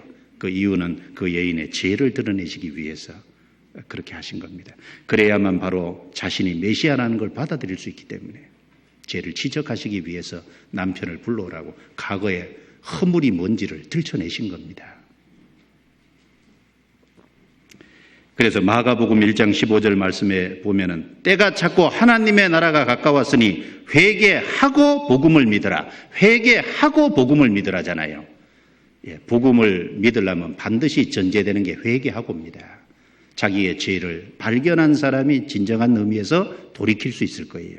주님께 자비를 구할 수 있을 겁니다. 사도행전 3장 19절 말씀에도 보면은 그러므로 너희가 돌이켜 회개하고 죄 없이 함을 받으라. 죄 없이 함을 받자면 돌이켜 회개하고 그게 전제입니다. 사도행전 2장 38절에도 보면은 이스라엘 백성들에게 베드로가 말하기를 너희가 회개하여 각각 예수 그리스도의 이름으로 세례를 받고 죄 없이 함을 받으라. 그리하면 성령을 선물로 받으리니. 오순절 성령 강림으로 말미암아 말씀을 전할 수 있는 기회를 가지고 그 이스라엘 백성들이 그리스도를 배척하는 죄를 범했다는 걸 지적받을 때 이스라엘 백성들은 그러면 우리가 어찌할꼬 마음에 안타까워했어요. 그럴 때 베드로가 얘기하기를 너희가 각각 회개하여 예수 그리스도의 이름으로 세례를 받고 제사함을 받으라. 제사함을 받기 전에 각각 회개하는 그것이 전제되어 있어요. 그래서 예수님이 죄를 드러내신 겁니다. 우리가 전도할 때도 마찬가지죠. 사람들이 참으로 구원받게 만들려면 먼저 그 사람이 하나님 앞에 죄인이라는 것을 바르게 지적해 줄 수 있어야 될 거예요. 예수님께서 한 사람이 어떻게 구원받아가는 과정을 이 사마리아 여장을 전도하시면서 보여주신 것이 됩니다. 우리 모습도 마찬가지입니다. 우리가 언제 예수님을 참으로 우리의 생애의 구세주로 받아들이셨습니까? 내 자신이 죄인이라는 것을 참으로 자각했을 때, 죄인이라는 것을 참으로 깨달았을 때, 오늘 죽으면 심판받고 멸망받을 수밖에 없는 죄인이라는 걸 알았을 때 그리스도가 우리 인생의 진정한 구세주가 되신 겁니다. 그래서 죄를 드러내신 겁니다. 자, 그리고 그 다음 내용은 예수님과 이 사마리아 여자의 대화 속에서 모처럼 이 사마리아 여자는 이 선지자를 만난 거예요. 아직 선지자로만 알고 계시죠. 그 선지자를 만난 김에 아주 중요한 것을 물어봤습니다. 진정한 예배가 뭐냐? 그걸 이제 물어본 거예요. 하나님 앞에 참된 예배가 뭔지를 중요한 질문을 했습니다. 19절 보겠습니다. 주여 내가 보니 선지자로소이다. 우리 조상들은 이 산에서 예배하였는데 당신들의 말은 예배할 곳이 예루살렘에 있다 하더이다. 21절은 같이 읽습니다. 예수께서 가라사대 여자여 내 말을 믿으라. 이 산에서도 말고 예루살렘에서도 말고 너희가 아버지께 예배할 때가 이르리라. 너희는 알지 못하는 것을 예배하고 우리는 아는 것을 예배하노니 이는 구원이 유대인에게서 남이니라. 아버지께 참으로 예배하는 자들은 신령과 진정으로 예배할 때가 오나니 곧 이때라. 아버지께서는 이렇게 자기에게 예배하는 자들을 찾으시느니라. 24절은 같이 읽습니다. 하나님은 영이시니 예배하는 자가 신령과 진정으로 예배할지니라. 여자는 예수님을 만난 길에, 선지자를 만난 길에 중요한 것을 질문을 했죠. 자, 우리 조상들은 이 산에서 예배하였는데 아까 시작할 때 말씀드린 것처럼 이 사마리아 사람들은 그리심산이라는 곳에 성전 비슷한 걸 지어놓고 거기서 하나님께 예배를 드렸어요. 그리심산은 우리가 잘 아는 것처럼 이스라엘 백성들이 애굽에서 나와서 광야를 거쳐서 가나안 땅에 들어갈 때 가나안 땅에 들어가면 그리심산과 에발산이 있는데 그리심산에서 6지파를 세우고 에발산에 6지파를 세워서 그리심산에 있는 사람에게는 축복을 선포하고 에발산에 있는 사람에게는 저주를 선포한 그 축복을 선포한 그 산이 바로 그리심산입니다. 여호수아 8장에 보면은 바로 그 하나님이 축복을 선포하신 그 그리심산에 성전 비슷한 걸 지어놓고 거기서 하나님께 예배를 드렸다는 겁니다. 그런데 당신들은 예루살렘에 있다 하더이다. 그리심산이 맞느냐? 예루살렘에 맞느냐? 이렇게 질문을 한 겁니다. 예수님께서 답을 하시기를 22절에 너희는 알지 못하는 것을 예배하고 우리는 아는 것을 예배하노니 이는 구원이 유대인에게서 남이니라. 예수님이 오시기 전까지는요, 예루살렘 예배가 맞아요. 하나님은 이스라엘 백성을 애굽에서 이끌어내시면서 가나안 땅에 이끌어 들이시기 전에 하나님이 신명기에 보면 하나님이 한 곳을 지정해서 그곳에서만 하나님께 예배를 드리라고 했습니다. 그곳에서만 하나님께 제사를 드리고 이스라엘 남자들은 그곳에 3번씩 올라와서 하나님께 경배하고 그곳이 바로 예루살렘이에요. 그리고 훗날 솔로몬은 거기에 예루살렘 성전을 지었습니다. 그 예수님이 오시기 전까지는 바로 그 예루살렘 예배가 맞습니다. 그리고 그리심산 예배는 틀린 겁니다. 그리고 이 구약의 북이스라엘의 여로보암 왕이 예루살렘에 이스라엘 백성들이 예배하러 가지 못하도록 하기 위해서 금송아지 둘을 만들어서 베델과 단에다가 만들어 놓고 그 베델과 단에 있는 금송아지 너희를 애굽에서 건져 올라온 신이라고 그걸 섬기라고 했습니다. 물론 그것도 잘못된 겁니다. 그래서 이 예수님이 오시기 전에는 예루살렘입니다. 그래서 그리심산 예배도 잘못되고 베델과 단에서 하나님을 섬기는 것도 잘못된 거고 그리고 이스라엘이 산당에서 제사하는 것도 다 잘못된 겁니다. 단지 예수님이 오시기 전에 단 하나 그전에는 예루살렘 예배 그것이 참인 거예요. 우리는 아는 것을 예배하고 그것 이스라엘 백성은 예루살렘에서 예배가 옳다는 겁니다. 너희는 알지 못하는 것을 예배한다. 그리심산 사마리아 사람들은 잘못된 것을 예배하고 있다. 그걸 예수님 지적하셨습니다. 그래서 예수님이 오시기 전에는 우리가 생각하기를 성경을 보면은 장소에 국한돼 있어요. 예루살렘이라는 한 장소에. 그 장소가 국한되다 보니까 시간도 있겠죠. 그렇죠? 시간과 장소에 국한된 그런 예배를 드릴 수밖에 없었어요. 그래서 이스라엘 남자들은 1년에 3번씩 예루살렘으로 올라와 있습니다. 그런데 이제 예수님이 십자가에 죽어서 복음을 완성하시고 그리고 예수님이 우리의 모든 죄를 해결하시고 이제 그 복음이 전해지는 신약 시대에는 더 이상 장소와 시간에 국한된 예배가 아니라는 것을 예수님이 말씀하신 겁니다. 그래서 보실까요?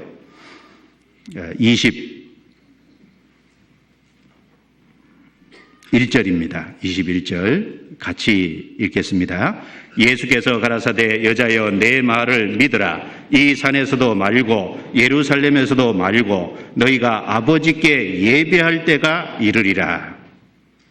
자, 이제는 이 산에서도 말고 그리심산에서도 말고 예루살렘에서도 말고, 그럼 예루살렘 예배는 오르냐? 이제는 예루살렘에서도 말고 이제는 장소적인 것을 떠난 예배라는 겁니다. 예수님이 오시기 전에는 예루살렘 이 지정된 장소였기 때문에 장소에 국한돼서 어떤 시간의 제약을 받을 수밖에 없는 그런 예배를 드렸어요. 그러나 이제 더 이상 이 산에서도 말고 예루살렘에서도 말고, 그럼 예루살렘 예배가 오르냐? 그것도 아니라는 겁니다. 그럼 어떤 예배가 오를까요? 24절 같이 읽겠습니다. 하나님은 영이시니 예배하는 자가 신령과 진정으로 예배할지니라. 중요한 말씀이죠. 하나님은 영이시니, 신령영자를 써서 하나님은 영이시니 이제는 예배하는 자가 신령과 진정으로 예배할지니라. 이제는 시간과 장소에 국한된 예배가 사라졌습니다. 신령과 진정으로 하는 예배가 이게 진정한 예배인 거예요. 신령과 진정으로 예배할지니라. 여기 신령이라는 말은 헬라어로요, 푸뉴마티라는 단어입니다. 뜻이 뭐냐? 성령입니다. 성령. 그리고 이 진정이라는 이 단어는 헬라어로 알레데이아라는 단어를 사용했어요. 이게 뭐냐면 진리라는 단어입니다. 진리. 그러니까 성령과 진리로 말미암아 드리는 예배, 무슨 뜻일까요? 구원을 받을 때 참으로 우리 속에 성령이 오시고 성령을 받은 사람이 이제 진리 가운데 살아가는 모든 삶이 하나님 앞에 그게 진정한 예배다. 아버지께서는 그렇게 예배하는 자들을 찾으시느니라. 예수님이 십자가에 죽으시고 부활하신 이후 오순절 성령이 오셔서 그 복음이 전해지고 이제 그 복음을 받은 사람들의 예배는 차원이 다른 예배입니다. 이제는 특정한 장소에서 특정한 시간에 특정한 순서에 입각해서 드리는 그런 예배가 아닙니다. 그래서 예배 시작하겠습니다. 예배 마쳤습니다. 그 말은 잘못된 겁니다. 구원을 받을 때, 즉 성령이 오실 때 예배가 시작이 됐어요. 예배 시작하겠습니다. 말 안 해도 구원받으면 예배가 시작이 되는 겁니다. 그 예배는 언제 끝날까요? 예배는 주님 오실 때 끝납니다. 우리가 주님을 만날 때 끝납니다. 구원받은 사람이 구원받은 그때부터 주님을 만날 때까지 그 모든 삶이 먹든지 마시든지 무엇을 하든지 다 하나님의 영광을 위해서 살아가는 삶이 전부가 예배예요. 맞죠? 그것이 진정한 예배입니다. 성령을 받은 사람이 진리 가운데 살아가는 그 모든 삶이 예배예요. 특정한 장소에서 특정한 시간에 특정한 순서에 입각해서 드리는 그런 예배, 신약 성경에서 한번 찾아보세요. 있어요, 없어요? 없죠. 사도신경으로 시작해서 주기도문으로 마치는 예배가 신약 성경에 있어요? 없어요. 그것은 사람이 만든 예배입니다. 그러면 우리는 뭐냐? 지금 이것도 예배예요. 맞죠? 예배 연속이니까. 먹든지 마시든지 무엇을 하든지. 다만 우리가 모이는 것은요, 예배를 드리기 위해서 모이는 것보다도요, 진정한 예배를 드리기 위한 걸 배우기 위해서 모입니다. 맞죠? 말씀을 배워야 되잖아요. 그래야 진정한 예배가 무엇인지를 점점 알아가죠. 하나님의 뜻을 알아야죠. 그래야 어떻게 사는 것이 하나님을 영광스럽게 하는 것을 알 수 있습니다. 로마서 12장 찾겠습니다. 로마서 12장.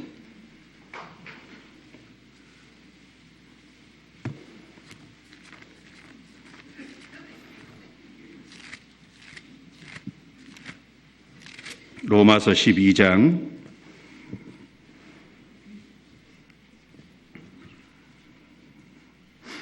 1절 같이 읽겠습니다. 그러므로 형제들아 내가 하나님의 모든 자비하심으로 너희를 권하노니 너희 몸을 하나님이 기뻐하시는 거룩한 산 제사로 드리라. 이는 너희의 드릴 영적 예배니라. 이는 너희의 드릴 영적 예배니라. 이제 구원을 받은 이후에 구원을 받은 사람이 그 몸을 하나님이 기뻐하는 거룩한 산 제사로 드리는 그 순종의 삶, 그 주님께 헌신하는 그 모든 삶이 주님께 이제 영적인 예배라고 여기 말씀을 하고 계십니다. 그래서 하나님 보실 때는요, 아무리 예배 모습이 웅장하고 거룩하고 그것에 관심이 없어요. 하나님은 외형에 관심이 있는 것이 아닙니다. 그 모인 사람들이 그 속에 참으로 구원을 받아 성령을 받았는지, 그리고 그 성령을 받은 사람들이 마음으로 참으로 하나님을 사랑하는지, 그리고 참으로 하나님을 위해서 살아가기를 원하는지, 참으로 그 삶이 헌신됐는지 주님은 그걸 보시기를 원하셔요. 어떤 특정한 장소에서, 특정한 시간에, 특정한 순서에 입각해서 거룩한 것을 그것만 예배라고 생각하고 그 이후에 바깥에서 자기 마음대로 살아간다면요, 그것은 하나님을 기만하는 행위입니다. 하나님은 만홀히 여김을 받지 않으신다고 했습니다. 그래서 구약시대에도 웅장한 성전을 지어놓고 그 안에는 엄숙하게 하나님을 섬기는 것처럼 하고 바깥에서는 자기 마음대로 살아갈 때 예레미야 23장에 보면 하나님께서 말씀하시기를 나는 가까운데 하나님이냐 먼데 하나님은 아니냐라고 책망하셨습니다. 가까운데 성전 안에만 계신 하나님이냐 먼데 어디든지 계신 하나님이다 그 말입니다. 그래서 우리의 삶 전체가 예배라는 걸 우리는 깊이 생각해야 되겠습니다.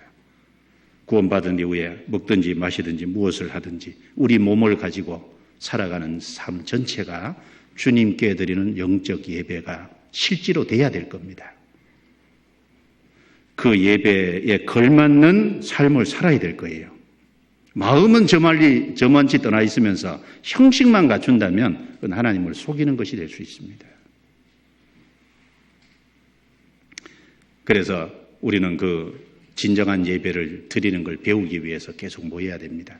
그리고 형제자매들이 사랑하기 위해서 모이고 또 복음을 전하는데 합심해야 되기 때문에 모입니다.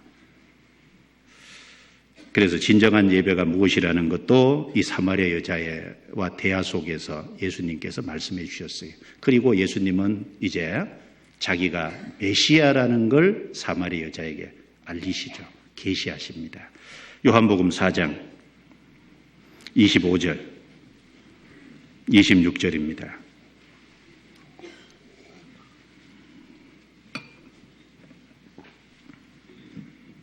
같이 읽겠습니다. 여자가 가로되 메시아 곧 그리스도라 하는 이가 오실 줄을 내가 아노니 그가 오시면 모든 것을 우리에게 고하시리이다. 예수께서 이르시되 내게 말하는 내가 그로라 하시니라. 메시아 곧 그리스도라 하는 이가 오실 줄을 내가 아노니. 자, 이 여인의 말을 좀 보면은 이 사마리아 여자는 비록 6번째 남편하고 살고 죄 많은 여자였지만 그런데 메시아 오기를 간절히 원했던 것은 사실인 것 같아요. 그렇죠? 그리스도가 오실 줄을 내가 아노니. 그리스도가 오신다고 하는 믿음을 갖고 기다리는 여자인 것만은 분명해 보입니다. 그래서 예수님이 이 사마리아 여자를 찾아가셨던 거예요, 사실은. 메시아를 기다리고 있으니까요. 비록 죄가 많지만. 그리고 그분이 오시면 모든 것을 우리에게 고하시리이다. 모든 것을 우리에게 말씀하시리이다. 예수님께서 내가 그로라. 참 얼마나 간단해요. 내가 그로라. 바로 네가 기다리던 메시아가 바로 나다. 말씀만 하신 게 아니고요. 말씀하는 그 순간에 여자에게 믿게 해주신 거예요. 맞죠? 말씀하신 동시에 그 여자의 심령 속에 믿음을 주신 겁니다. 이 사마리아 여자는 처음에 예수님을 유대인 남자로 알았어요. 그리고 그 다음에는 야곱보다 크니까 야곱보다 큰 사람으로 알았어요. 그 다음에는 이 생수를 달라고 하는 걸 보면 생수를 주시는 분으로 그 다음에 알았어요. 그 다음에 예수님을 선지자로 알았어요. 그렇죠? 그 다음에 예수님께서 진정한 예배가 무엇인가를 가르치는 분으로 알았어요. 그 다음에 마지막에 이 여인은 예수님을 메시아로 알았습니다.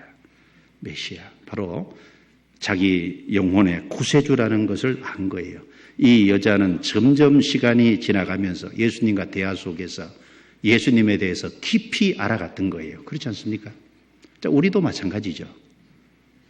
구원받기 전에 우리는 예수님을 누구 정도로 이해했습니까? 저는 제 개인적으로 볼 때 예수님은 하나의 기독교의 교주 정도로 생각했어요. 종교 교주. 그리고 사람들이 흔히 말하는 것처럼 깨끗하게 살았다고 하더라. 십자가에 죽어서 다른 사람을 위해서 그렇게 했다고 하시니까 예수님 참 훌륭하신 분이다 라는 정도까지만 생각했죠.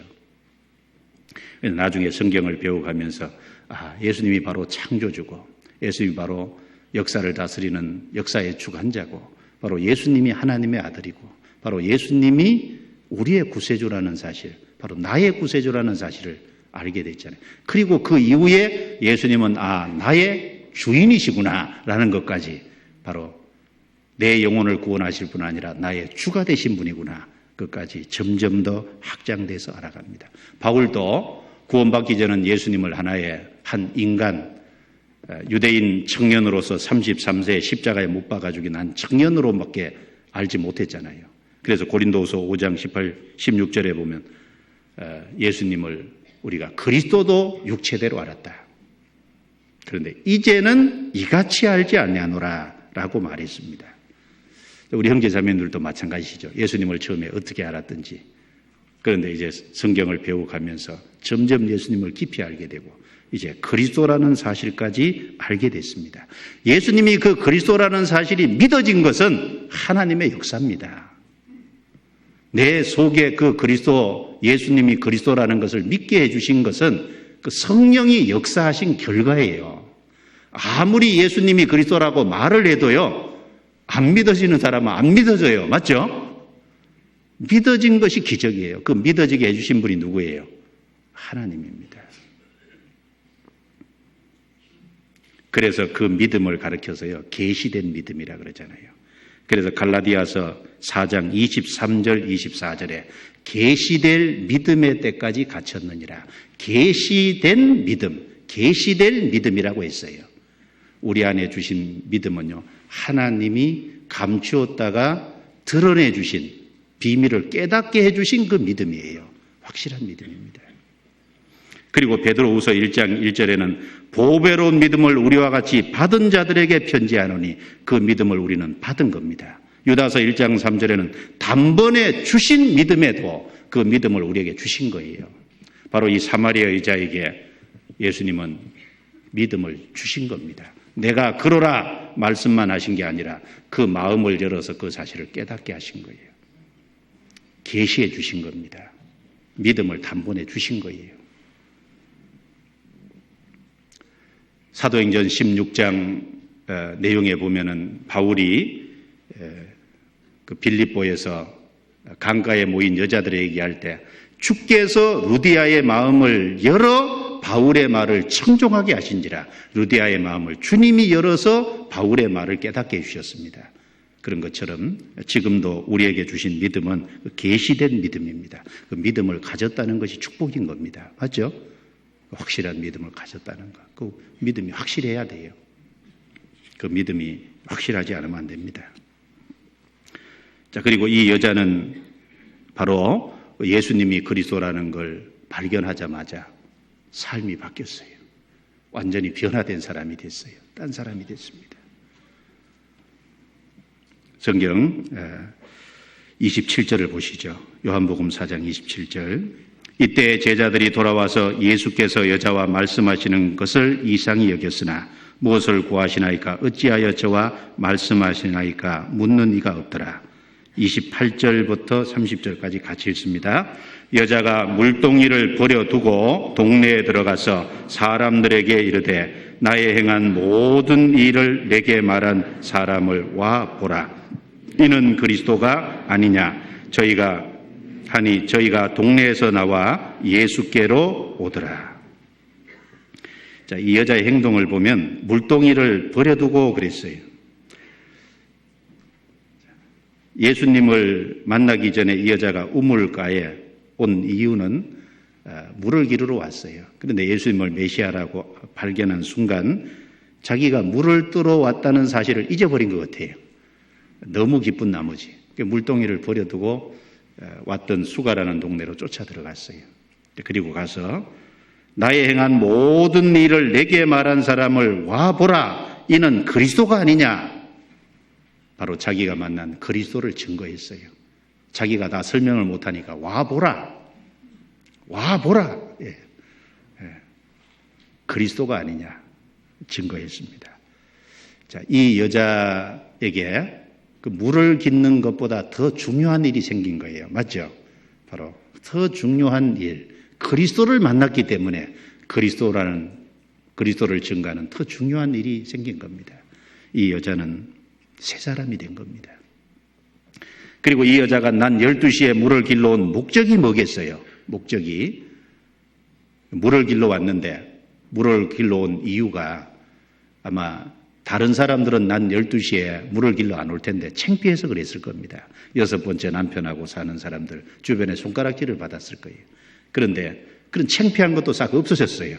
왜? 예수님을 만난 그 너무 큰 기쁨 탓에 예수님이 자기의 모든 허물과 죄를 용서해 주신 그 사실 때문에 이제는요 담대해진 거예요.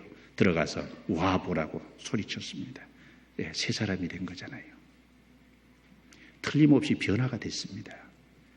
여러분, 구원받은 사람은 변화가 됩니다. 구원받은 사람은 구원받기 이전에 무엇인가 자기가 중요하게 생각하는 일이 있었을 거예요. 그런데 그리스도를 만나자마자 그거보다 더 중요한 분이 생긴 거예요. 더 중요한 일이 생긴 겁니다. 틀림없이 바뀌게 됐어요. 구원받기 이전에 삶의 목적이 구원받은 이후에 삶의 목적이 이제 바뀌는 겁니다. 구원받은 이전의 삶의 목적과 구원받은 이후의 삶의 목적이 똑같은 분이라면요, 뭔가 수상쩍어요. 맞죠? 구원받으면요, 삶의 목적이 바뀌어요. 가치관이 바뀝니다. 그래서 하나님이 생생한 실제가 됩니다. 그리고 죽음 건너편의 내세가 생생한 실제가 돼요. 천국과 지옥이 실제가 됩니다. 그리고 이 세상이 아니라 내세를 위해서 살게 됩니다. 주변에 이뤄진 영혼들, 지옥 가는 영혼들이 불쌍하게 생각이 되는 거예요. 그리고 구원받으면 하나님의 말씀이 소중해지고 내 인생에 예수 그리스도가 소중해지고 교회가 소중해지고 내 주변의 형제자매들이 소중해지는 것이 생기는 겁니다. 주님의 일이 소중해지는 겁니다. 가치관이 틀림없이 바뀌게 되고 삶의 목적이 바뀌게 되는 거예요. 구원받기 이전과 구원받은 이후는 틀림없이 다르고 달라야 합니다. 그런데 구원받은 이후에도 구원받기 이전하고 똑같다면 그것이 구원 안 받았다는 증거가 될 수 있을 겁니다. 구원받으면 주변 사람들이요, 알아볼 정도로, 주변 사람들이 느낄 정도로 뭔가 저 사람에게 바뀐 것이 있다는 것을 알아볼 정도로 분명하게 바뀌는 것이 있을 겁니다. 때로는 그 변화가 적을지라도 그 변화가 시작은 분명히 됩니다. 천천히 변화되어 갈지라도 변화가 시작된 것은 틀림없어요. 그런데 아무런 변화가 일어나지 않는다면 그것이 구원 안 받았다는 증거일 겁니다. 그리스도를 만난 사람이 그럴 수 없어요. 내가 그러라. 주님이 어떤 분입니까? 물론 주님은 우리의 구세주입니다. 우리의 죄를 해결해 주신 분입니다. 그 주님께서는 생수를 우리에게 주신 분입니다. 바로 우리의 구원을 이루어 주신 분이고 우리의 하나님의 사랑을 깨닫게 해주신 분이고 그 하나님의 사랑이 우리 삶 속에 이루어지도록 해 가시는 분입니다. 그리고 우리에게 참된 예배가 무엇인지를 알려주시고 그 참된 예배를 할 수 있도록 우리를 다스려 가시는 분이십니다. 그 주님께서 우리의 삶의 변화를 이끌어 가시는 분이에요. 그분이 바로 내가 그러라, 바로 그리스도십니다. 그 그리스도, 그 그리스도를 영접한 사람은 바뀔 수밖에 없습니다. 우리는 와보라고 소리치는 것이 마땅할 거예요. 그렇지 않습니까? 그래서 이 사마리아 여자의 모습을 통해서 예수님과 대화 속에서 주로 이렇게 한번 묵상을 쭉 해보시는데요. 특별히 그 예수님의 말씀을 중심으로 해서 제가 오늘 예수님이 말씀하신 내용만 9절만 이렇게 뽑아서 좀 말씀을 드렸는데 그 9절을 중심으로 해서 쭉 하나님이 우리에게 말씀하시고자 하는 내용이 무엇인지를 좀 묵상해 보시면 마음에 큰 은혜가 되리라고 생각을 합니다.